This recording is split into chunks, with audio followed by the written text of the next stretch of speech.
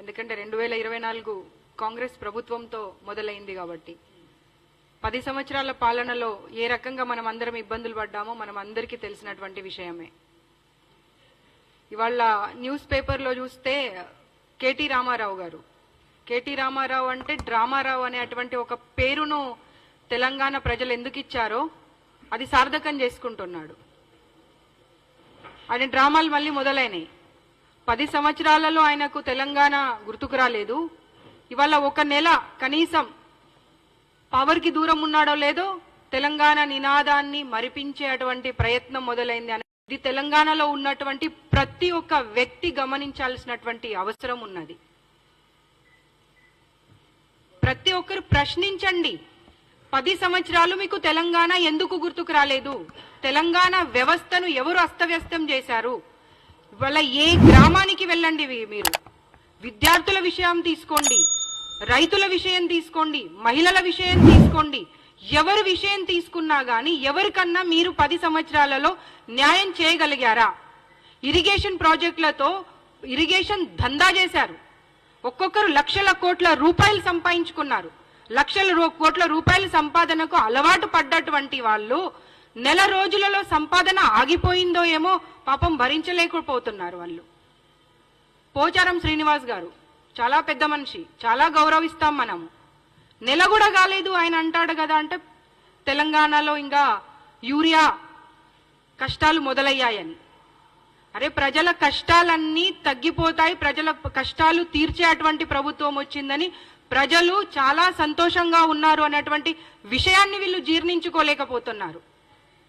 ఇవాళ ప్రగతి భవన్ వైపు కనీసం తలెత్తి చూసేటువంటి లేని పరిస్థితులలో దాన్ని ప్రజాభవన్గా మేము తీర్చిదిద్ది ప్రజలందరూ వాళ్ళ కష్టాలను చెప్పుకునేటువంటి పరిస్థితిని తీసుకొచ్చాము.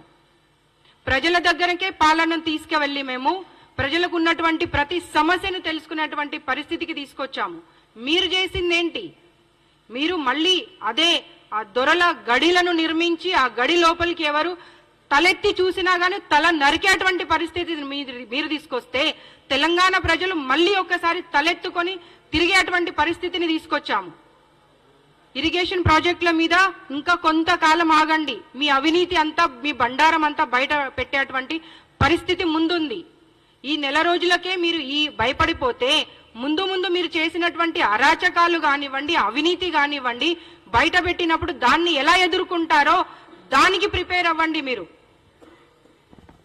5 సంవత్సరాలలో 10 సంవత్సరాల పాలనలో ఈ గత 5 సంవత్సరాలలో ఒక్క పెన్షన్ మీరు అదనంగా ఇచ్చారా? రండి చర్చకు మాట్లాడదాం.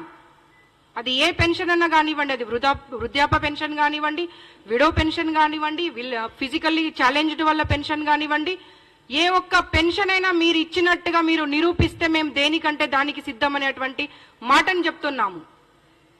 మిషన్ భగీరథ పేరుతో ప్రతి గ్రామంలో ఉన్నటువంటి వాటర్ వ్యవస్థకి బ్లూ కలర్ వేయడం తప్పించి నా ఊరికి రండి మీరు, రాష్ట్రంలో ఇంకెక్కడో ఎందుకు, నా ఊరికి రండి మీరు.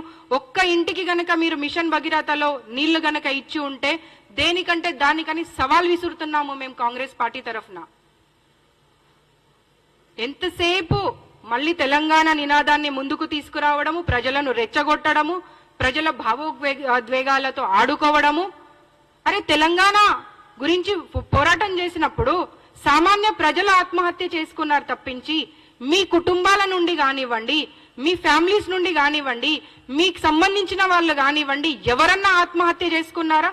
వాళ్ళని రెచ్చగొట్టడము, వాళ్ళు కెరోసిన్ పోసుకునేదాకా తీసుకురావడము, అగ్గిపెట్టను వెనక నుండి అందించడము, వాళ్ళ చావులకు మీరు బాధ్యులు కావడం, వాళ్ళ చావుల మీద డబ్బు సంపాదించుకోవడం.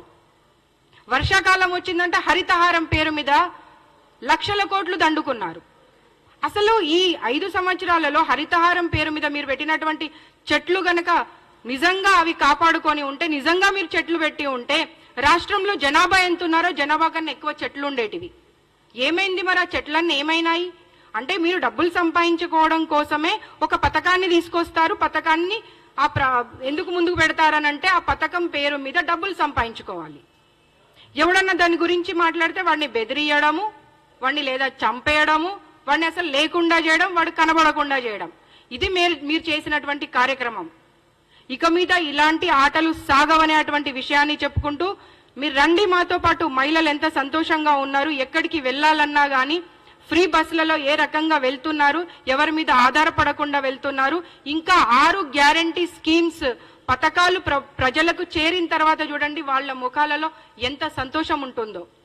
పంచాయతీరాజ్ వ్యవస్థ గురించి మాట్లాడుకోవాలి.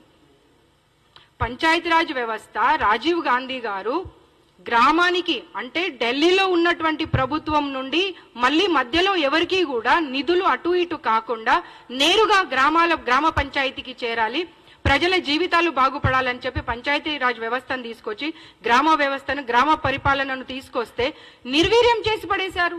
ఎంత మంది సర్పంచులు ఆత్మహత్యలు చేసుకున్నారు, ఎవరు బాధ్యత వహిస్తారు దానికి? రామారావు గారు మీరు బాధ్యత వహిస్తారా? స్ట్రైట్ ఫార్వర్డ్ క్వశ్చన్ చేస్తున్నాం మిమ్మల్ని మేము. పోలీసు వ్యవస్థను తీసుకోండి, ఏ రోజైనా కానీ పోలీసులు ఆత్మహత్యలు చేసుకున్నటువంటి సంఘటన ఈ దేశంలో ఎక్కడైనా మనం చూసామా? కానీ మీ 10 సంవత్సరాల పాలనలో ఎంత మంది పోలీసులు ఆత్మహత్య చేసుకున్నారు? ఎందుకంటే మీరు ఒక సిస్టమ్ పెట్టారు వాళ్లకు, ఈ స్థాయిలో ఇంత వసూళ్ల కార్యక్రమం, ఈ స్థాయిలో ఇంత వసూళ్ల కార్యక్రమం. ఆ వసూళ్ల కార్యక్రమం చేయలేని వాడు దానికి బలైపోయాడు. సో మీరు చేస్తున్నటువంటి కార్యక్రమాలు ప్రజలు భయభ్రాంతులై కాంగ్రెస్ పాలనను తీసుకురాగానే భయపడి అసలు భరించలేక కష్టమై మీరు మా మీద బురద జల్లేటువంటి ప్రయత్నం చేస్తున్నారు. మీ ఆ కార్యక్రమాన్ని ఆపాలనేటువంటి విషయం మాట్లాడుకుంటూ ఎప్పుడైనా కానీ ఆపోజిషన్ పార్టీ ఉండాలి, కానీ కన్స్ట్రక్టివ్ గా ఉండాలి. నిజంగా ఒక మాట అన్నారు అంటే దానికి వెనక ముందు వాళ్ళు ఏదైనా ఎక్స్ప్లెనేషన్ ఇచ్చేటువంటి పరిస్థితులలో ఉండాలి. అంతేగాని భరించలేక మా ప్రభుత్వం లేదు అని ఒప్పుకోలేక తట్టుకోలేక చేయడం అనేది సరి అయినటువంటిది కాదు. అంతేకాకుండా ఫ్రీ బస్సెస్ ఇచ్చి మహిళలకు మంచి కార్యక్రమాన్ని తీసుకొని వెళ్తుంటే వెనక నుండి వాళ్ళు ఆటో డ్రైవర్లను రెచ్చగొడతా ఉన్నారు. ఫ్రీ బస్ కార్యక్రమం తీసుకొచ్చే అప్పుడే, ఈ స్కీమ్ మొదలుపెట్టే అప్పుడే ఆటో డ్రైవర్ల విషయం కానివ్వండి, వీళ్ళ వల్ల ఎవరెవరికి ఇబ్బందులు అవుతాయన్నటువంటి విషయాన్ని మేము దృష్టిలో పెట్టుకొని వాళ్లకు భరోసా ఇవ్వడానికి వాళ్ళ గురించి కూడా కొన్ని కార్యక్రమాలను, కొన్ని పథకాలను తీసుకురావడం జరుగుతుంది. అందుకని ఆటో డ్రైవర్లకు మేము భరోసా ఇస్తున్నాము, భయపడకండి, మీరెవరు చెప్పినటువంటి మాటలకు తలొగ్గకండి, మీకు ఉన్నటువంటి సమస్యలు ముఖ్యమంత్రి గారి దృష్టిలో ఉన్నాయి, వాటిని ఏ విధంగా పరిష్కరించాలో తప్పకుండా పరిష్కారం జరుగుతుంది అనేటువంటి విషయం చెప్పుకుంటూ మహిళా సంఘాల గురించి తీసుకుందాం. మహిళా సంఘాలు ఎందుకు మొదలయ్యాయి? ఒక కుటుంబం నడపడానికి మగవాళ్ళు ఎంత బాధ్యత తీసుకుంటారో ఆడవాళ్ళు కూడా అంతే బాధ్యత తీసుకుంటేనే ఆ కుటుంబం అనేది సరిగ్గా నడుస్తుంది అనేటువంటి ఉద్దేశంతో మహిళా సంఘాలను తీసుకొచ్చి వాళ్లకు వడ్డీ లేని రుణాలు ఇచ్చి వాళ్ళను నిలబెడితే 10 సంవత్సరాలలో కనీసం మీరు ఏ రోజన్నా మహిళా సంఘాల గురించి పట్టించుకున్నారా? ఇంకా మహిళా సంఘాలకు సంబంధించినటువంటి 4,000 కోట్ల రుణాలను మీరు వాడుకుంటున్నారు ప్రభుత్వానికి ఇంకో అవసరం కోసము. ఎందుకు? సెల్ఫ్ ఎంప్లాయీస్ ఉన్నారు, సెల్ఫ్ ఎంప్లాయీస్ కి మేము లాస్ట్ టైం మేనిఫెస్టోలోనే వాళ్ళకు వాగ్దానం చేశాము, మిమ్మల్ని రెగ్యులరైజ్ చేస్తాము, మీకు సంబంధించినటువంటి ప్రతి అంశాన్ని పరిష్కరిస్తామని. మీ చుట్టూ తిప్పుకున్నారు తప్పించి వారి సమస్యకు పరిష్కారం చేయలేదు. కాబట్టి మేం చెప్తున్నాము, మహిళా సంఘాలు ఏ రకంగానైతే 10 సంవత్సరాల కిందటి వరకు వడ్డీ లేని రుణాలు తీసుకొని పిల్లలను చదివించే ఆలోచనతో పాటుగా వాళ్ళ ఇంటికి ఒక వెన్నెముకగా నిలబడ్డటువంటి ఆడపడుచుని, ఆడబిడ్డను మళ్ళీ మేము ఆ రకంగా తీర్చిదిద్దుతామనేటువంటి మాట ఈ రాష్ట్రంలో ఉన్నటువంటి ప్రతి ఆడపడుచుకి మేము వాగ్దానం చేస్తున్నాము. యువత గురించి ఎప్పుడైనా పట్టించుకున్నారా? ఒక ఎగ్జామ్ ని మీరు ప్రాపర్ గా కండక్ట్ చేయలేకపోయారు. అది మీ స్థాయి, అది మీ గొప్పతనం. ప్రాజెక్టుల పేరు మీద డబ్బులు దండుకోవడానికేమో మీకు కెపాసిటీ ఉంది, కానీ యువతని ఉద్యోగాలు ఇవ్వడానికి, సరి అయిన దారిలో నడిపించడానికి మాత్రం మీ దగ్గర వ్యవస్థ లేదు.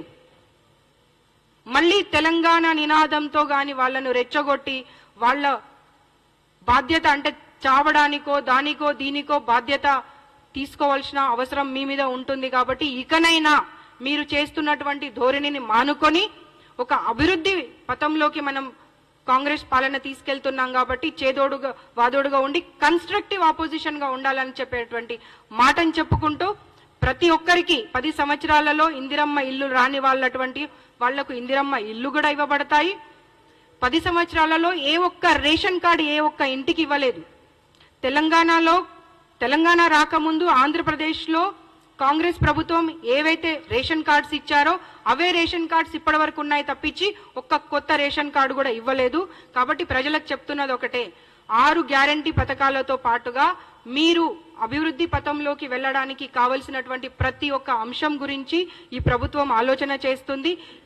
ఈ ప్రభుత్వము ప్రజల ప్రభుత్వము, కాంగ్రెస్ ప్రభుత్వము ప్రజల ప్రభుత్వము అనేటువంటి మాట చెప్పుకుంటూ ఇవాళ మీ అందరినీ కలిసినందుకు చాలా సంతోషంగా ధన్యవాదాలు తెలియజేస్తా ఉన్నాను.